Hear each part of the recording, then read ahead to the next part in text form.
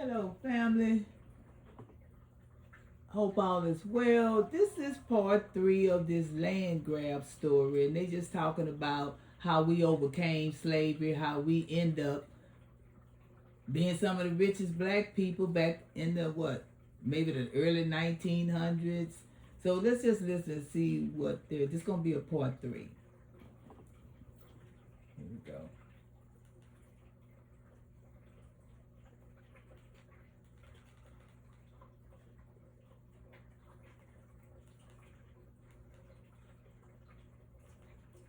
$10,000 each.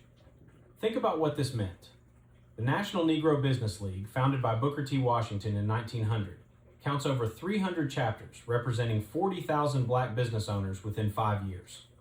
Yet when you open a standard American history textbook, this economic explosion does not exist. The narrative jumps from slavery to Jim Crow poverty, as if nothing happened in between. The official story requires their failure, because their success exposes the mechanism that came next. California, 1856. Bridget Mason walks 2,000 miles from Mississippi to Los Angeles with her Mormon slaveholder. California is a free state, but her owner plans to relocate to slaveholding Texas. Before he can cross the border, local black abolitionists petition the court. A judge frees her at age 38. 10 years later, she owns property in downtown Los Angeles, purchased for $250. By 1884, her holdings span multiple city blocks, valued at $300,000. She dies in 1891, worth nearly $500,000, leaving detailed property records, deeds, and a commercial building that still stands. Her story was taught in Los Angeles schools until the 1920s. Then it disappeared from curricula. The mechanisms behind that erasure were about to escalate into something far more deliberate. The first layer of erasure was physical. Tulsa, Oklahoma, 1921. The Greenwood District, known as Black Wall Street, houses over 10,000 residents. The neighborhood contains 600 businesses, 21 churches, 30 grocery stores, 2 theaters, a hospital, a bank, and a 13-story hotel. Residents include J.B. Stratford, millionaire hotel owner, O.W. Gurley, wealthy landowner, and A.J. Smitherman, publisher of the Tulsa Star. In 36 hours, white mobs, aided by local law enforcement, destroy it entirely. Airplanes drop incendiary devices, the first aerial bombing of an American city. Official reports count 36 dead. Unmarked mass graves, discovered in 2020, suggest 300. Every black-owned business. So the whole world quit asking us why we don't own nothing. Here specifically why we don't own nothing. They know if we get our hand on some money, we're going to be rich. They know the black community very smart, and they're afraid of our wealth. They're afraid. They watch how fast we came from slavery. This is part of the story where we went from slavery to being millionaires. And it only took, 5 years. So these people are trying to stop our progression. They don't want to give us nothing because they feel like we will own the world. I think they feel like we are very prosperous. We're the one that make everybody rich.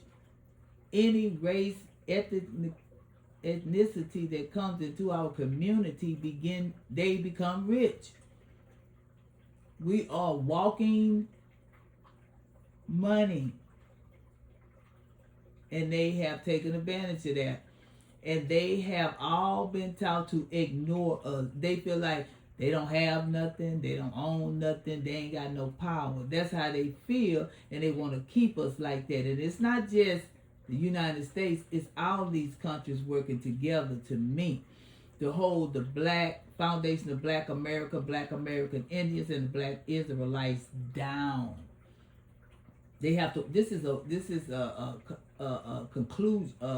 Colluded. They concluding all together to hold us down. And when United States couldn't handle it by themselves no more, they went and started bringing in all these immigrants, these Africans, these Latinos, these Mexicans.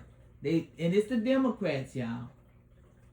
They the one is destroying America. They the one is doing nothing for us, and they the one that is with a two-headed sword to me.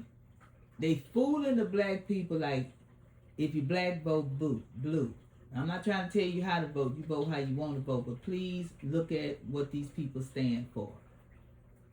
Listen to their podcast. Go listen to what they say they represent and what they're fighting for before you just hit that button.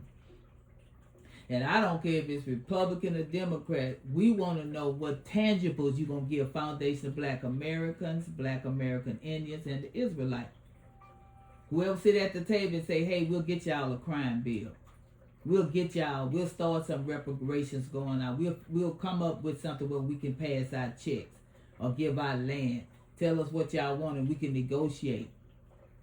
Yes, we're going to make affordable housing for the Foundation of Black America, the Black American Indians, and the Israelites. We're going to come up with that crime bill. We're going to stop all this brutality against y'all. We're going to work with y'all.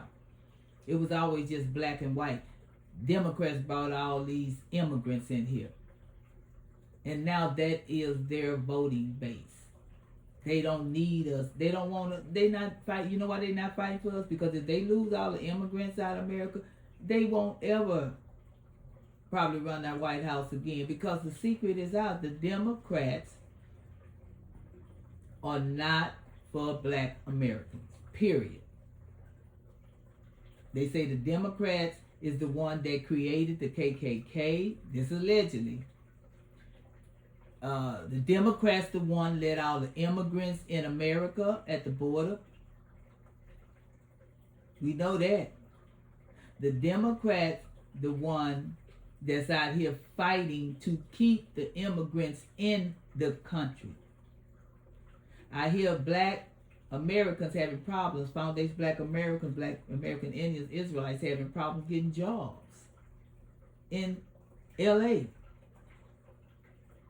Because all these immigrants is working for cheap labor, got these men in the job, and they not hiring our people. Immigrants are not good for black Americans. Long as they in this country, we are being pushed out of employment, housing, and everything, and we not having it. And the last thing they want us to get is reparation, because they feel like we gonna have the money to do what we want to do, and they afraid of how probably we may treat them. But we're not though. We're not y'all. We're not white people, Latinos, Mexicans, Africans. We not like y'all. We don't do evil for evil. Look at all the evil y'all have done to us, and we haven't hurt nobody. We haven't pew-pewed nobody. We haven't blew up no countries. We're not out there on the street beating up your children. We haven't done nothing to y'all. But roast y'all, talk to y'all, but don't get it twisted. We are warriors. Don't push us. It take a lot to wake up the sleeping giants. But when we woke, somebody got to answer. So this is how far we done came. Is looted or burned. Property damage exceeds $30 million in modern currency. Not one white participant is prosecuted. Insurance companies refuse all claims. This was not the first. Wilmington, North Carolina, 1898. A white supremacist coup overthrows the elected biracial government. Black business owners flee with nothing. Census records show a 92% decline in black property ownership between 1900 and 1910. Rosewood, Florida, This is why we don't own nothing, because they kept burning it down and running us out of our towns. So don't ask us no more Africans and official nobody state else documents why list we don't own Rosewood anything. as uninhabited land. Go do some research. The massacre is not taught in Florida schools until 1993. The pattern repeats in Ocoee, Florida, 1920, Elaine, Arkansas, 1919, East St. Louis, 1917. Those are all Atlanta, the places where they kept 1906. burning us down every time we build Historians back up estimate from over nothing. 50 documented incidents of mass violence, specifically targeting black economic centers between 1890 and 1930. The conservative this is prophecy, estimate but of not destroyed judgment black of, wealth on the whole exceeds world. $50 In all billion y'all countries in that modern oppressed currency. us, y'all under judgment. But Like, physical share, and destruction subscribe.